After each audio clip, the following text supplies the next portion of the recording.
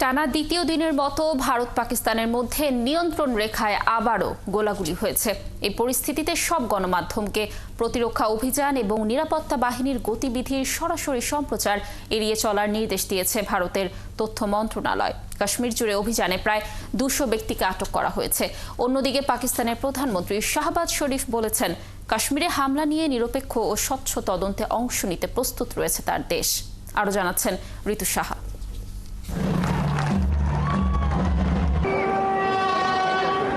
1947 সালে ভারত ভাগ এবং পাকিস্তান সৃষ্টির পর থেকে পারমাণবিক শক্তিধর এই দুই প্রতিবেশী দেশ মুসলিম সংখ্যাগরিষ্ঠ কাশ্মীর নিয়ে দুটি যুদ্ধ করলেও 7 দশকের বেশি সময় ধরে দুই দেশের মধ্যে উত্তেজনার কেন্দ্রবিন্দুতে রয়েছে অঞ্চলটি। দুই দেশই কাশ্মীরকে নিজেদের বলে দাবি করলেও নিয়ন্ত্রণ করে আংশিকভাবে। গত মঙ্গলবার কাশ্মীরে পর্যটকদের উপর বন্দুকধারীদের গুলিতে 26 জন নিহত হওয়ার পর আবারও আলোচনায় এসেছে এই অঞ্চলটি। হামলার সঙ্গে পাকিস্তান ভিত্তিক সন্ত্রাসী গোষ্ঠী লস্কর-ই-তৈয়ব জড়িত বলে দাবি করে কঠিন জবাব দেওয়ার হুঁশিয়ারি দেয় ভারত। একনল হ্যান্ড ওয়াশ 100% প্যারাবেন ফ্রি, তাই নিরাপদ হাতের জন্য আস্থা রাখুন একনলে। তবে হামলায় জড়িত থাকার বিষয় নাকচ করে দেয় পাকিস্তান। তবে থেমে থাকেনি দুই দেশের মধ্যে উত্তেজনা। সিন্ধু নদের পানি চুক্তি বাতিল ও সীমান্ত বন্ধ করে দেওয়া সহ পাকিস্তানের বিরুদ্ধে 7 দফা পদক্ষেপ নেয় নয়াদিল্লি। জবাবে সিমলা চুক্তি বাতিল ও বাণিজ্য বন্ধ সহ ভারতের বিরুদ্ধে 8 দফা ব্যবস্থা নেয়ার ঘোষণা দেয় ইসলামাবাদ।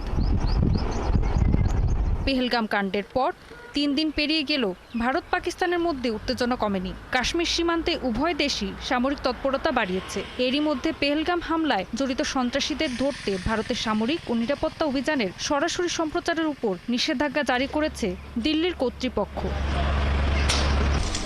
জম্মু কাশ্মীর প্রশাসন শুক্রবার দুটি বাড়ি ভেঙে গুড়িয়ে দেওয়ার পর শনিবারও বুলডোজার চালিয়ে ধূলিসাৎ করা হয়েছে আরও 2 সন্দেহভাজনের বাড়ি।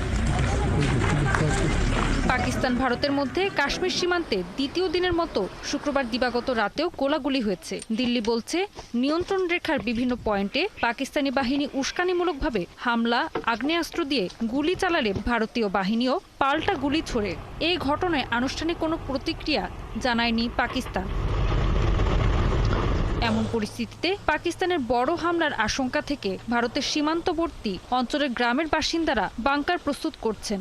ভারতীয় পুলিশ জানিয়েছে, নিরাপত্তা বাহিনী কাশ্মীর জুড়ে 175 জনকে আটক করেছে এবং অস্ত্র, গোলাবারুদ সহ বেশ কয়েকটি সন্ত্রাসী আস্তানাও খুঁজে পেয়েছে। এদিকে পেহেলগামের সাম্প্রতিক ভয়াবহ সন্ত্রাসী হামলার আন্তর্জাতিক তদন্ত চেয়েছে পাকিস্তান। এক সাক্ষাৎকারে দেশটির প্রতিরক্ষা মন্ত্রী খাজা আসিফ অভিযোগ করেছেন, পাকিস্তানে আক্রমণের জন্য পেহেলগাম হামলাকে অজুহাত হিসেবে দাঁড় করাতে চাইছে। অভ্যন্তরীণ রাজনীতিতে নিজেদের স্বার্থ সিদ্ধি করতে চায় ভারত। পাকিস্তানের প্রধানমন্ত্রী শাহবাজ শরীফ শনিবার কাকুল মিলিটারি একাডেমিতে এক অনুষ্ঠানে বলেন, পেহেলগামে হামলার ঘটনার যে কোনো নিরপেক্ষ ও স্বচ্ছ তদন্তে অংশ নিতে প্রস্তুত আছে তার দেশ। তিনি বলেন, একটি হৃদয় বিদারক ঘটনাকে কেন্দ্র দায় চাপানোর খেলায় জ্বলন্ত উদাহরণ তৈরি করছে Delhi.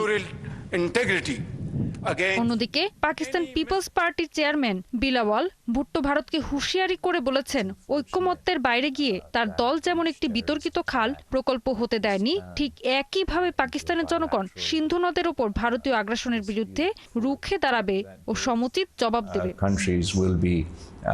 will act with the utmost restraint. Ritu Saha, 71।